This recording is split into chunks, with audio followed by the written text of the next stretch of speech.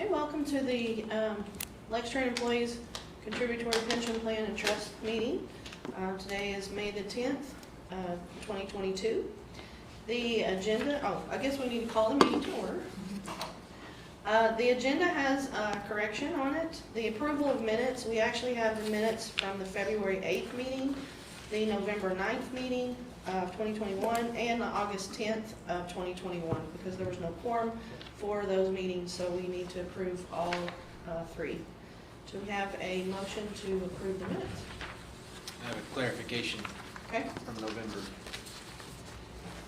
It says that a question was asked about the outflows to retirees.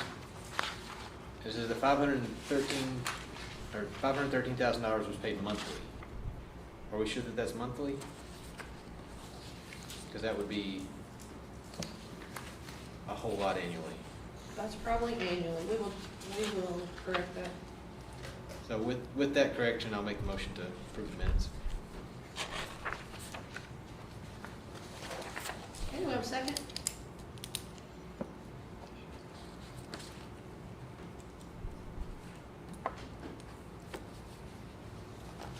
Anyone else? There will have to be a second from a member of ATU, as Nikki cannot make that second.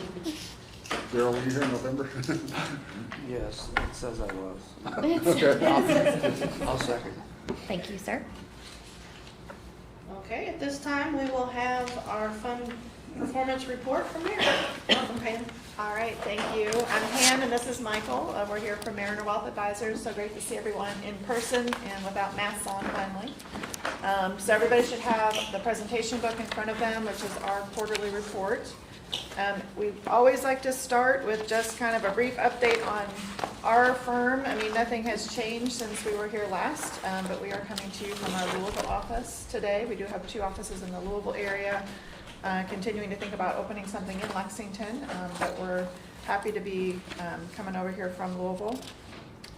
As you can see on the second page, we are a nationwide firm now and have a number of offices across the country, clients in all 50 states. We are still a privately owned firm. So we have the depth and breadth of resources, but structured in a way to really focus locally, specifically on our clients, and that is a great balance of those 2 different factors. And then the third page is just a snapshot of the advisors in our team here.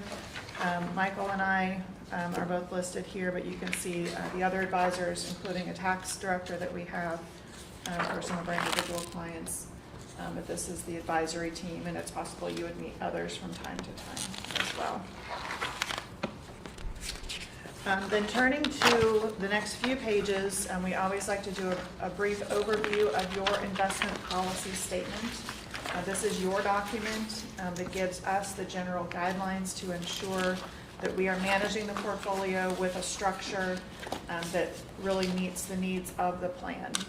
The most important of this is the asset allocation, which you see at the top on page 5. This is saying how much should be in the stock market, how much should be in bonds to ensure that you have everything that you need going forward. This is what we would consider a perpetual portfolio. It needs to live essentially forever to be able to pay ongoing the pension obligations that it has to all of the different members. So to do that, it does need to grow. It cannot be just in cash or bonds, even though the recent stock market environment might have us wishing we could do that. But we have a overall objective from you to have between 50 and 80% of the portfolio in stocks. That is what does give it growth over time. However, as we see, the market can be volatile, and because of that, we want to have a cushion. So the bonds and the cash are there as a cushion, generally for the other 20 to 50%, just depending on the environment that we're in. Okay. Everything else is designed so that it is very well diversified. We use high quality investments. That is all very important. And so we've not had any changes to this plan in a number of years that you have asked us to put into here, but I'll stop if there are any questions at all before we go on to the rest of the review. Okay, so we'll move forward to that next tab, into the next section. Then just to before we get into the specific portfolios, we're on page 17. If you go past that whole section there, we have all that detail of the investment policy. But page 17 and 18 are doing just a review of the stock market environment that we have been in. 2021 is a review. We've met with you since then, but just as a reminder, this was the year after the pandemic, where we had 2020 with a very sharp drop that occurred. 2021 was a very strong year. The different colored lines here are just representing different kinds of stocks, and you see what those are listed up above. Generally, U.S. large companies did the best as far as stock performance last year. The Dow Jones up 21%, the S&P 500 up 28%. That was after a 2020 that finished very strongly as well, so 2 very strong years in a row. You see the emerging markets was the only area that was negative, but just a little bit. So pretty much positive across the board, just to varying degrees. A little bit more dispersion in 2021.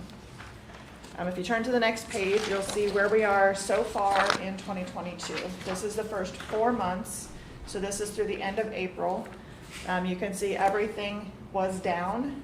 We have seen a full correction in the market now. That's defined as a 10% drop from the recent high. So you can see all of these different areas are negative. We have seen a continued decline in May. It has come down even further than what you see here. And we can talk about this with our economic outlook, but it is predominantly a reaction to rising interest rates. And so we've been talking about this for a long time, that we've been anticipating this could come. It's happening because of higher inflation. So we have had some consistently high inflation readings that originally were perceived to simply be because of the supply issues with the shutdown from COVID. But we are extending into a broader concern that we talked about last time, with a very tight job market. And so where it's difficult for companies to find people to come work for them, that leads to paying higher wages, that increases the cost. That tends to lead to higher prices, therefore inflation. And so that's kind of the chain reaction that tends to occur.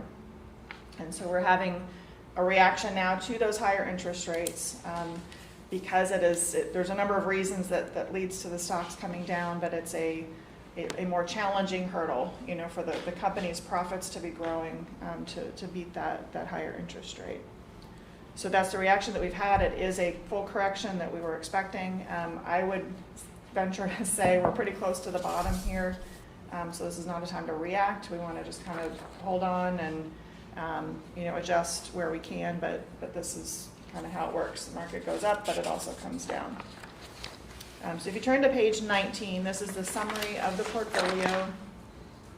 First, looking at the asset allocation, which is the pie chart, and you can see overall there are a number of different areas of the equity part of the portfolio. In total, they're about 74%, so right in the middle of your range that you've given us. But you can see how they are diversified. So the large company stocks are the largest portion at 46%, but we have some mid-size, some small cap, as well as international that are all part of that, making up that 74%. The other 26% is in that cushion, so with the bonds and the cash. Looking at the returns in that upper right-hand corner, the table there, the portfolio is down. It's down about 10% in total for the first 4 months.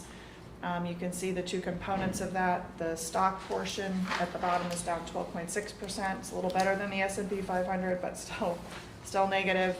And then the fixed income is a negative number, 3.9%. But just a reminder, and Mike will get into this when we get to the detail, the way that we are doing bonds for this portfolio, what we do for all of our clients, is buying individual bonds, and that will be a tremendous protection. It is a tremendous protection because each bond can be held until maturity.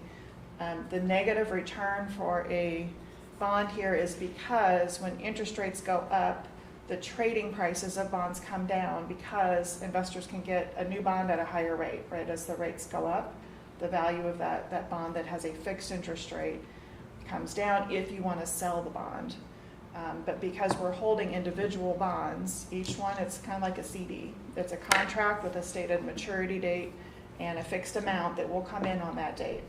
End of story. And the only way it wouldn't is if they default. But we're buying very high quality company bonds. We know that full amount is going to come in. So we hold them until they mature, the full amount comes in. Then we could reinvest that cash into a new bond, and if rates have been going up, that's when we take advantage of that rate, and we're then capturing that when we buy a new bond. So the negative returns on bonds are just kind of on paper until we get to that full maturity, because the full amount does come in. We're not taking losses on any of the bonds. So you can see the negative return, but that's after 2 very, very strong years. We generally only plan, and Steve will get into the actuarial assumption. I believe we're at a 6%, Steve, on the assumption. Yes. Okay, so with last year at 16.9 and the prior year at 13.6, both of those were more than double that generally planned assumption. And you can see for the past 5 years, even including that negative, we're still at 7.7% annualized. So it's a correction after some very, very strong returns that we've had. Any questions about that? Okay. The next page just kind of shows year by year for the past 2 full years and so far this year, just kind of the cash flows, where we started the year, net cash flows in or out, and then the increase or decrease in the market value. So you'll see we've basically given up this year what we gained last year. That's not a fun thing, but it is, after very, very strong returns, it is a fairly normal phenomenon to get some of that pullback. Okay, so I'll let Michael take over if we go to page 21 for some of the detail. This page shows all of the individual equities of our active strategy that are in the portfolio. As we can see, there are 3 different buckets of money, or stocks. The far left bucket is the growth in income. These stocks will typically pay a higher dividend yield, or they will grow their dividend at a higher rate. Typically, these companies are less volatile in nature. We will hold these usually for a longer term. Our cyclical growth bucket, which is the middle bucket, these companies kind of ebb and flow with market cycles. They are more sensitive to the economic cycle, and because of that, they can be more opportunistic. These might be shorter term holdings that we get in and out of to take advantage of different opportunities in the market. The far right bucket is our high growth. These are stocks that are in hyper growth mode. They typically don't pay dividends. Some of them might, but the focus of the company is to reinvest their earnings back into the company versus paying dividends. So we've got a little bit of everything here. And as you kind of look at the page, we've got somewhat of a balanced approach, and in times of uncertainty, kind of where we are right now, keeping a balanced approach is very important. But as things change in the economy and as different opportunities arise, we may have a shift in one way or the other for the active stocks on this page. On the next page, this is our risk control slide. Typically, what we look for is as stocks continue to grow over time, anything over 5% or anything that gets close to 5% of the equities, that's kind of our threshold, and that's in your investment policy statement as well. As you can see, the top holding is CVS at 3.82%. We've got continued room to grow. And as you can see, we've held a lot of these companies for quite some time. You can see the total cost, that is the cost whenever the position was purchased. And there's quite a few of these that have gained a lot. Look at United Health Group and various others. But there's no reason for concern because we're under the threshold. Moving on to the next page, this shows the equity sector allocation. And this basically just shows that we're not just invested in one sector of the economy, one sector of the stock market. So we are very diversified there as well. As Pam alluded, we're in large cap, mid cap, small cap, international fixed income, but on the stocks, we're invested in many different sectors, which is where you want to be. You want to have not necessarily a balance, but you want to be invested in many sectors and not just overweighted in one or two.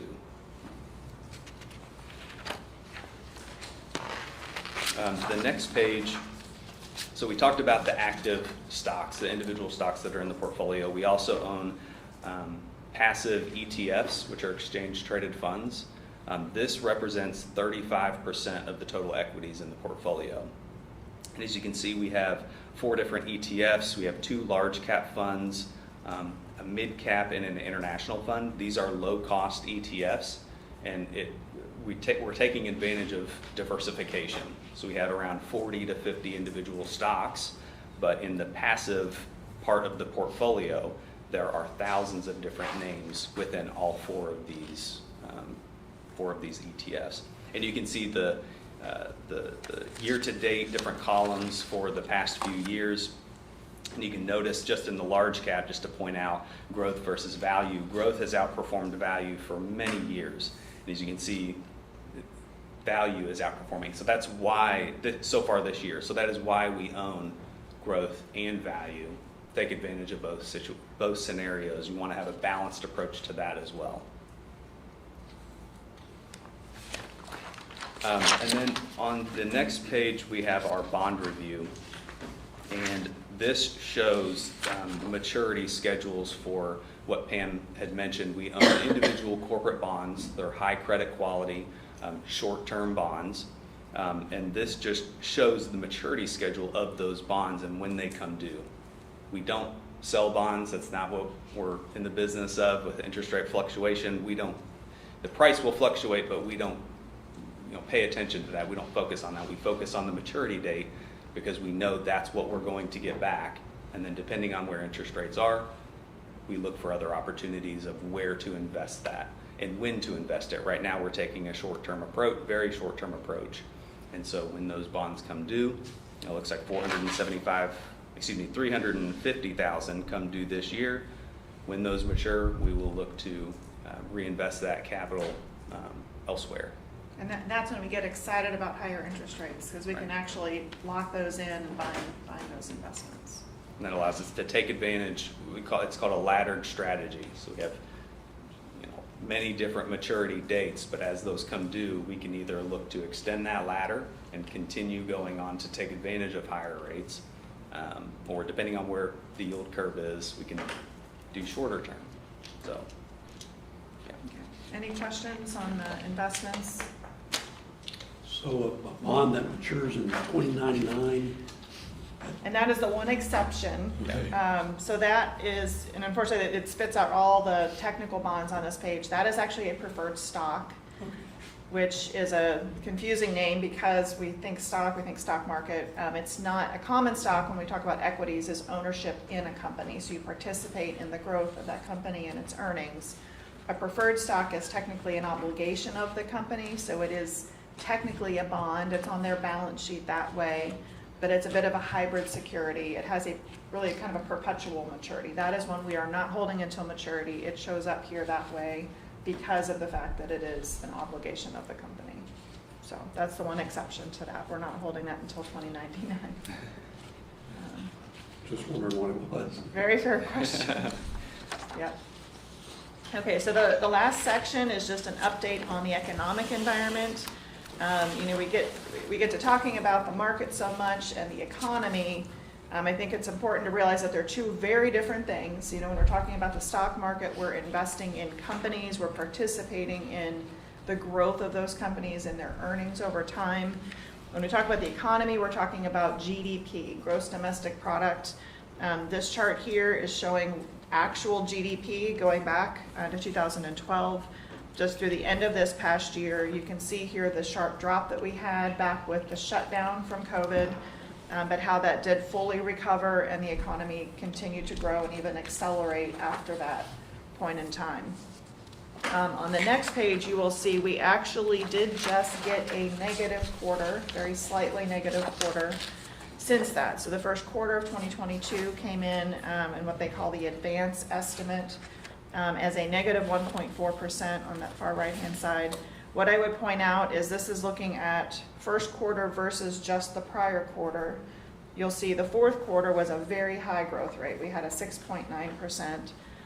So that itself was not something that was too alarming to the market, but it's always a little disturbing to see a negative number when you're talking about economic, overall output. It did shrink. But a lot of that is, I would say, because we had such a big number the prior quarter. So it's, take it with a grain of salt. But that is the, overall, one of the big concerns with rising interest rates is that can start to slow down the economy, that and the inflation as well. So it is something that is definitely, that we're all keeping an eye on. But the next page, on page 29, we're always looking for ways to determine what's coming next for the economy. So this is looking at the leading economic indicators. It's a set of data that comes out to be as predictive as possible on where the economy is heading next. As you can see here, this is a chart going back all the way to 1992. And you can see the periods where this has been positive and negative. When you see the gray shaded area, that's a recession. So we've had 3 recessions over this period of time. Generally, you'll see those leading economic indicators come down and hit 0 right before we get into a recession. Right now, we are still in positive territory. We are not on the cusp of a recession, when you look at it from the perspective of this data. Doesn't mean it can't happen. We would say the probability of a recession has definitely gone up if we look out perhaps into next year. It's a question of what is the, a little bit down the road domino effect of the rising prices, the rising interest rates, and just consumer behavior in the midst of the stock market. It can almost be a self-fulfilling prophecy sometimes where, the volatility in the market can lead to greater concern by consumers who say, wow, this is scary, I'm going to hold back. And it can kind of create itself sometimes. So something to definitely keep an eye on. The next one looks at unemployment. It right now is not difficult to find a job. So that element of the economy is strong. It's as strong as it's ever been. It's below 4% in terms of the unemployment rate. So that's a bit of a conundrum. I mean, people can find a job, get paid, wages are going up, just not as much as inflation. The next page shows really what the problem has been, which is that there are more jobs out there than people interested in taking those jobs. So if you look at the solid red line on page 31, that solid red line is showing the number of job openings. This is going back for 15 years, so just to put in perspective, you can see how incredibly high that number is.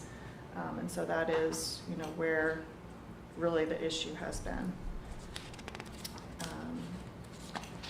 Page 32 then looks at the actual inflation numbers. So this is looking at CPI, which is the Consumer Price Index, where the numbers here, when we talk about the percent inflation, this is always compared to a year ago. So this is looking at March of 2022 compared to March of 2021 prices. That red bar, the total of all items, was up 8.5% when you compare it to a year ago.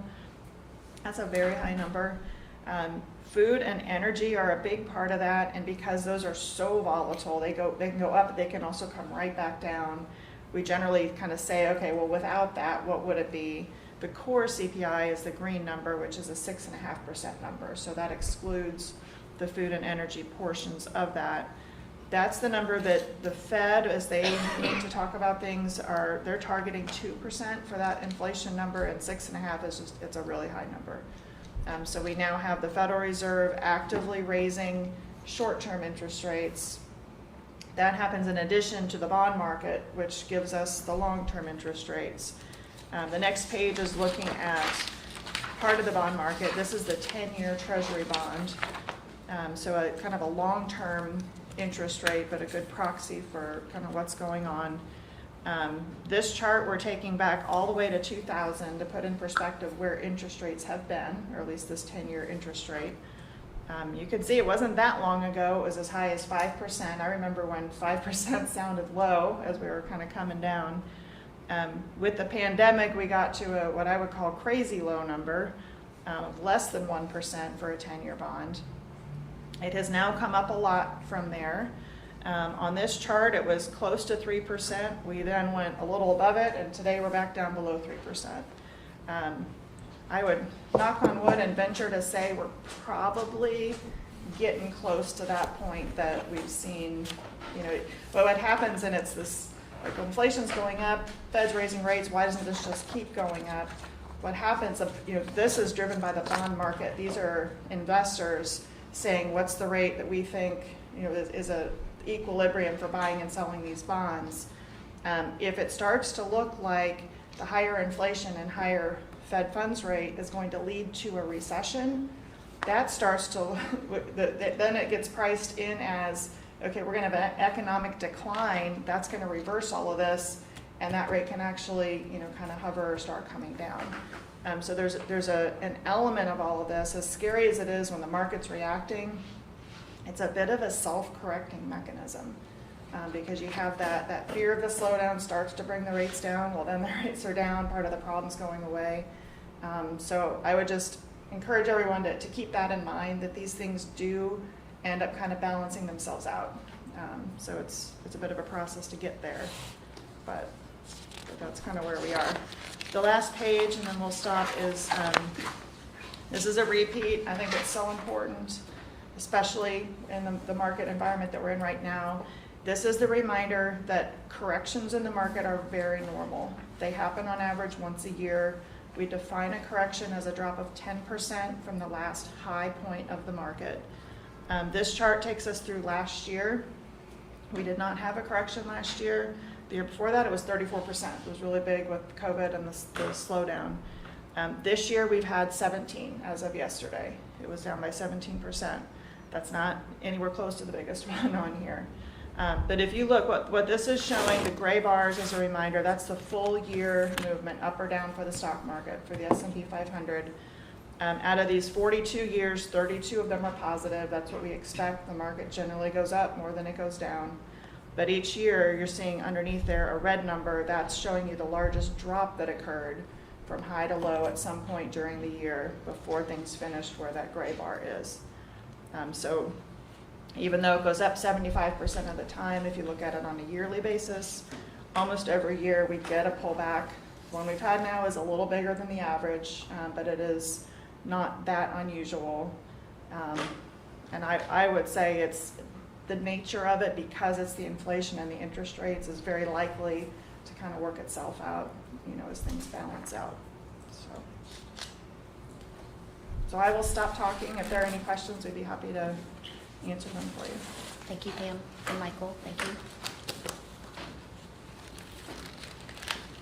Okay, if there are no questions, then we will move on to the actuarial report by Steve Osborne. Stephanie's handing these around. And while that's happening, let me just tell you, well, thanks for having me. It's good to be back in person, especially on such a beautiful day. What Nikki is handing around is an actuarial report. And so what we do is we know how much money is in the fund right now. And we know of the retirees we have, how old they are, and how much we're paying them each month. And then we know there's, a number of people still at work. And so we use math and probability to estimate, how much money we're going to be paying out in the future, and then bring that all back as to what we need to be doing today to make sure that we continue to have enough money to pay everyone. And so that's the basic purpose of this report. So what I'd like to do, there are some beige pages in the front, and that is probably all I will go through unless there's questions. The rest of the report is just a little more detail about the numbers that I've produced here. So on the very first page, it's like this. There's 3 columns. In the far right-hand column is the most recent results, and there were 337 people included. And let me see if I got a breakdown here. Well, I know I do. I just got to find it. Return to the right page. So there were 178 active people. There were 69 people drawing a monthly check. And there are 90 people that have quit Lextran. They're not old enough to draw a pension yet, but they're vested and they're due a pension when they reach the right age. So there's still 90 people out there that can start. So the market value of the assets was $20.1 million. At the time, the investment return for the year, as Pam said, was 16, almost 17%. For 2021, the year before, it was 13.6, and the year before that, it was almost 21%. So we've had 3 years in a row of great returns. Contributions in terms of cents per hour. There's a recommended amount that says 219.6 cents, or $2.20 an hour. Between Lextran and the participants, you have $2.27 an hour actually going in. So you're putting in about 7 cents more than the recommended, and that's good. All right, if you'll turn the page.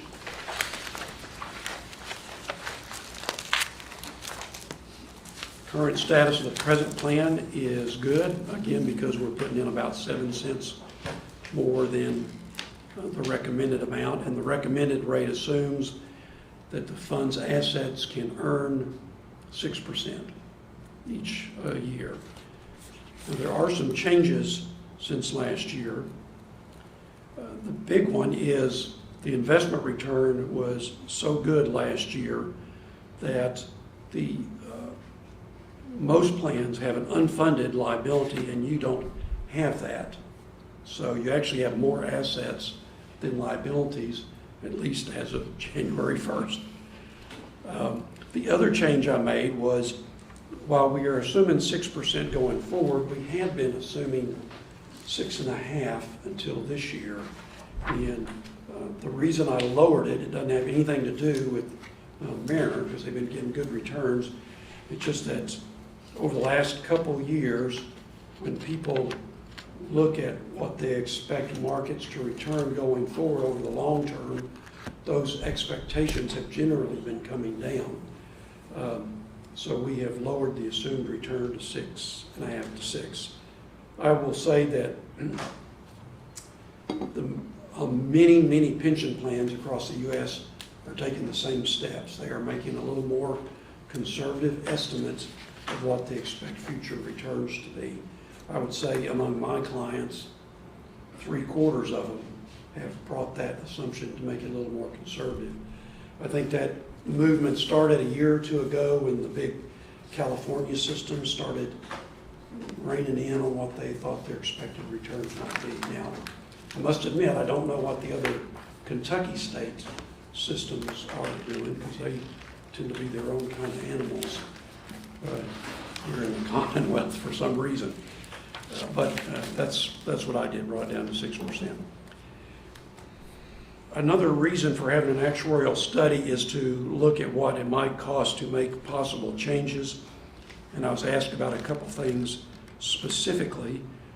First of all, you asked me to look at the benefit rate. It was $40 times each year of service for a number of years, and then it went to $50 where it's been for a while. So you have 10 years of service. When you retire, your benefit is $50 times 10 years, or $500 a month, beginning at your normal retirement age. So I looked at what it would cost to go to $10, or from 50 to 60. And when I look at this, this assumes that we're not going to go back and give it to people that have already left or already retired. It's only people retiring going forward. Now, if you want to do something for people that's already retired, I brought numbers with me that you can look at that. And typically, what a plan will do is they say, well, we'll, raise retirees 2% or something. The other thing you asked about was looking at a full retirement after 25 years of service or 20 years. And again, that would also not be retroactive. But on page 3, there's the cost. So a $10 increase in the benefit rate is $1.5.8 or $1.6, and that is proportional, meaning that that's about 10 cents for every dollar increase, right? So $10 would be 100 cents, or about $1. So roughly 10 or 11 cents an hour. Full retirement at 25 and out is 41 cents, 20 and out is 89 cents. I do want to say something about the 20 and out. While you may, even if you could afford it, you might end up getting a lot of pushback, not necessarily from here, but, across public plans, generally, the only people that had 20 and out were public safety, like cops, and most of them are not getting that now. Most police officers, or they modify their plan so that cops hired after a certain date, don't get a 25 and out. So I think you would have pushback from public safety people. How come Lextran getting a 20 and out when cops can't get one? So I'm just throwing that out there. I don't want to, that just may be something beyond what you've been thinking about in terms of 20 and out. All right. So what can be afforded right now? Well, based on the current contribution rates, you could go to $51. Is about all you could afford. Now, I think you had asked about, well, what would it take, say we wanted to get to $75, and you had a little bit of overfunding now that you could use, so it comes out a little bit different. But at the top of page 4, there is an example, and it's only an example. It's not a recommendation or anything, but if you wanted to get to $75, you don't have to do that all at once. And you can step it up, and here's an example of how you could do that over a 5-year period, and it would be about a quarter per year, so it'd be about 5 quarters. And, you could spread that out longer. You could do, 10 dimes. You could do some 15 cents and 10 cents. You could mix it up however you wanted to, but that's about how something like that would work. And so if you did something like this, for example, you ended up with another 25 cents in, either from the participants or Lextran or a combination of both.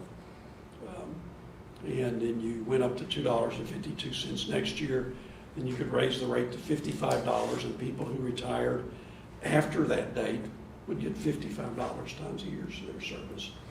And That was a then- question that I had, Stephen, just for clarification, that once that change happens based on the contribution, the benefit rate can immediately change, or is there a time period in which you would There- need to see some return based on that increased investment? Well, the board, no, you could do it then. The board would, of course, have to Sure. vote to make the change, and they would set some effective date, that effective on January 1, 2024. If you retire on or after this date, it's going to be $55. Okay. Right, and you could do that. Now, of course, if I worked here and I knew you were going to do this, I might hang on 5 years, right, until it got to $75. So you might not see, you might see some people defer retirement if they know it's going to step up over time. My profession requires that I make a comment about risks, and you have over 300 areas of risk because you've got 300 people in the plan. But your main areas of risk are your investment returns and then the hours that you work. The investment return makes a huge deal. And the second heaviest thing is the hours, because that's how money comes into the fund. It's a contribution based on the number of hours worked. And of course, hours depends on how many people are here, and how many people are here depends on ridership and the demand for it. So those are all areas of risk. Steve, I have a question about the decrease in hours area of risk for clarification, and also for the benefit of the current members from the bargaining unit. None of the bargaining unit members of this committee were present on the committee at the time the change was made. Eliminating overtime. When there were contributions on overtime hours. So that happened, I want to say 2018 or 2019? Went effective 7/1 of 18. Of 18, okay. And so prior to that, and I think based on the plan design, contributions were made on overtime hours. So on the first page of your report, where the recommended actuarial amount versus the actual contribution, we see back in 2020 there was a much bigger gap between the actual contribution and the recommended. And that gap seems to be closing. Will we reach a point where we kind of see that flat line based on the fact that we're not putting in on the overtime anymore? The recommended contribution assumes that we're not going to put in on the overtime, so that's taken into account already. The reason that the gap closed more this year is primarily because I made the investment return assumption a little more conservative. It closed maybe 10 cents more than it would have because Okay. of that change. So none of that is necessarily because there's less money going into the plan? Correct. Okay. Correct. No, it's taken into account. I mean, obviously, more money into the fund would be better, but, you know, it is what it is. Okay. So we're assuming about 320,000 hours a year. And I think you've actually had over 400,000 the last several years, so it is, I'm sorry, no, you had about 367,000 last year. But I do want to make that conservative because, you know, back in 2000, you were looking at 200,000 hours a year. Okay, so you want to keep that a little margin there. If hours fell to 300,000, it would raise the recommended contribution rate by about 15 cents an hour. If you had a 0% return this year, it'd raise the recommended contribution rate by about 35 cents an hour. So that is the actual report. The rest of the report, again, is exhibits that show how I calculated some of these numbers. I'll be glad to answer any questions. I have one question for you, Steve. Can the employees contribute without the authority contributing? I think that's probably more collective bargaining issue, but I suspect you probably can. You can.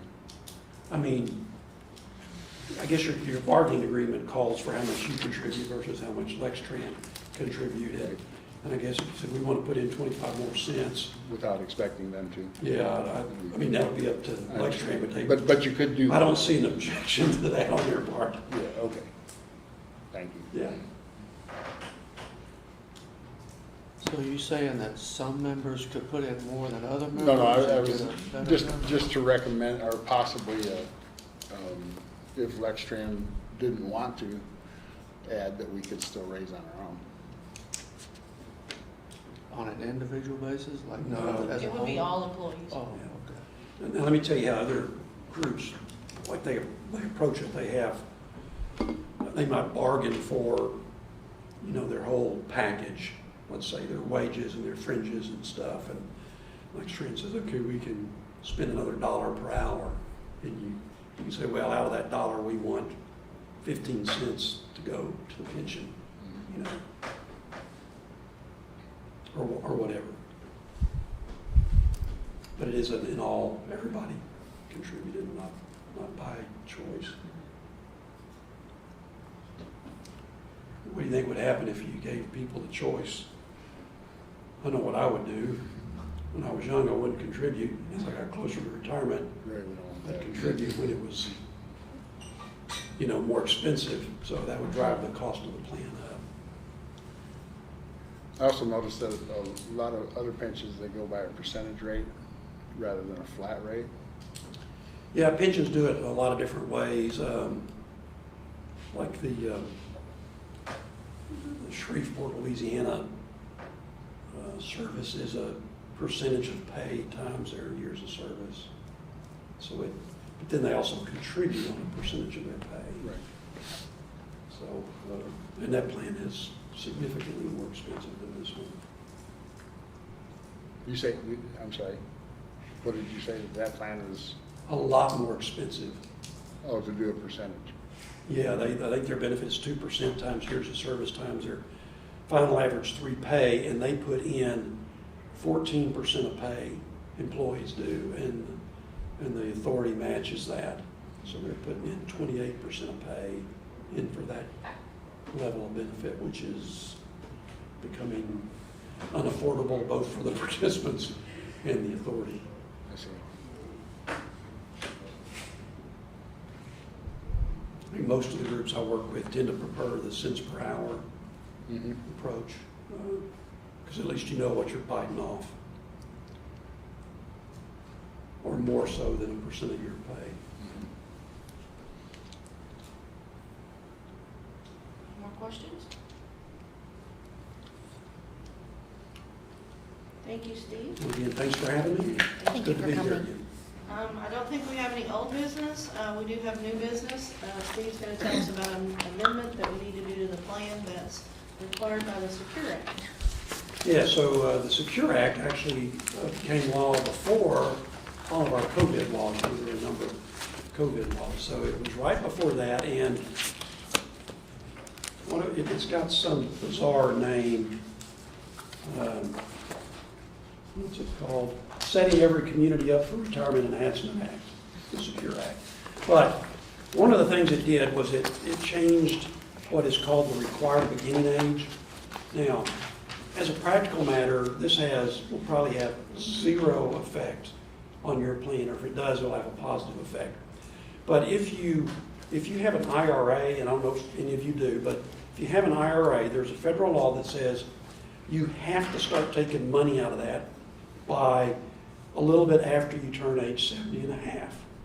And the reason for that is that Congress doesn't want people to keep money in their IRAs forever. They want it out so they can tax it, right? So there's a required beginning date, but you gotta start taking it and paying taxes on it. Well, the Secure Act pushed that age to 72, or actually a little bit after you turn age 72. And that is a required change to the plan, so people born after 1949 will have that rate deferred to age 72. Now, I know I'm not waiting. I mean, when I retire, I'm gonna start it.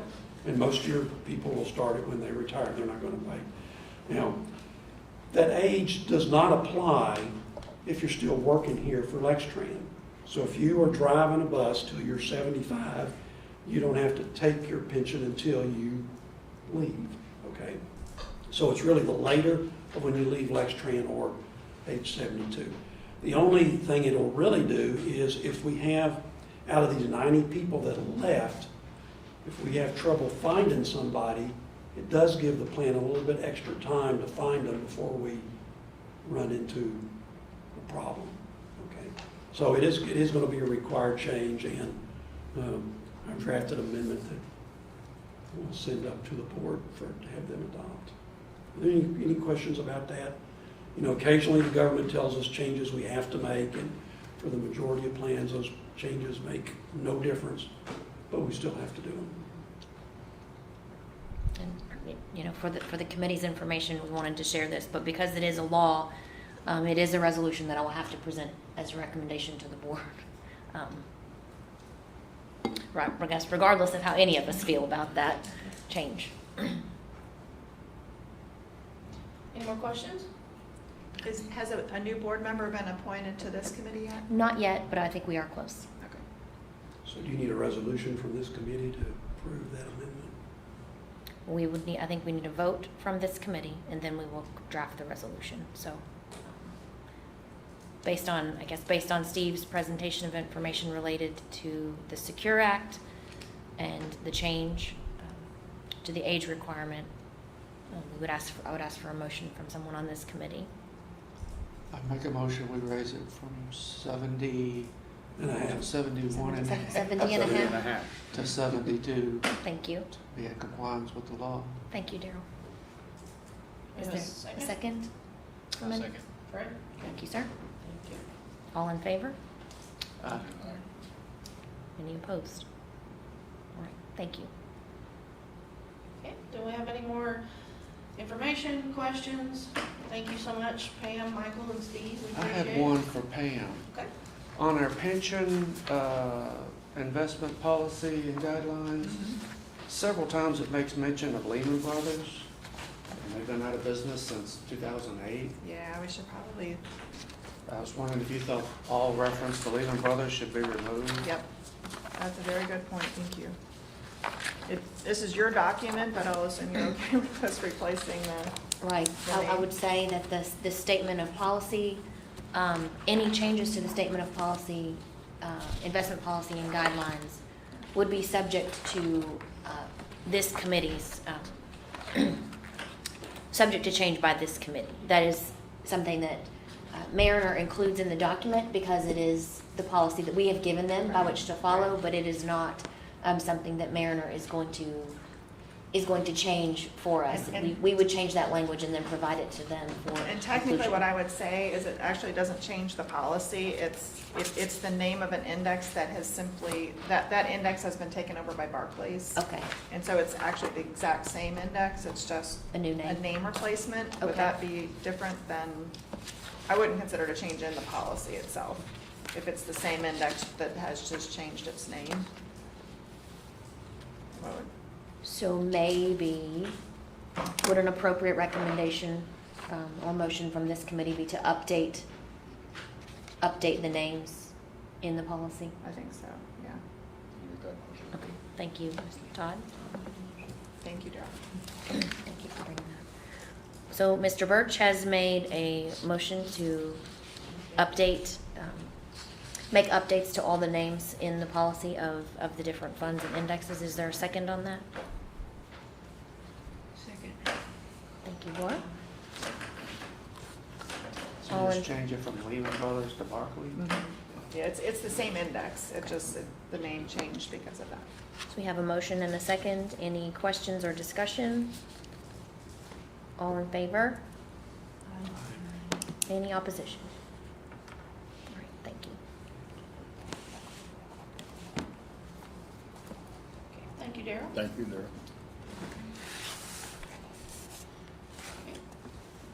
Do we have a motion to adjourn? So moved. All in favor? All right. All right. Thank Thank you all you. so much.